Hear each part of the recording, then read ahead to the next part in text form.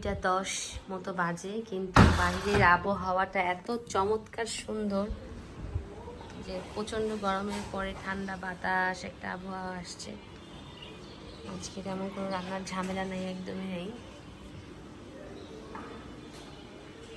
অনেক সুন্দর আবহাওয়া।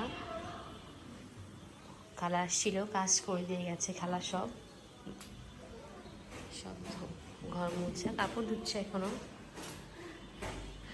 বড় মেয়ে পড়াশোনা করছে। আজকে রান্নাও খুব সীমিত রান্না করেছি, ভাত রাইস কুকার হয়ে গেছে, আর এখানে চাল কুমড়া ঝোল করে রান্না করা হয়েছে, ধোয়া উঠছে এখনো। আর এই যে বাচ্চাদের জন্য চিকেন ফ্রাই মেরিনেট করে রেখেছি, এটা একটু ভেজে দেব। আর আমার চিকেন ফ্রাই খেতে ভালো লাগছে না আজকে, তো আমি আজকে একটু ডাল বাটা ছিল, এটাই বড়া বানিয়ে খাবো চাল কুমড়া দিয়ে। এই হচ্ছে আজকে আমাদের খাবারের মেনু।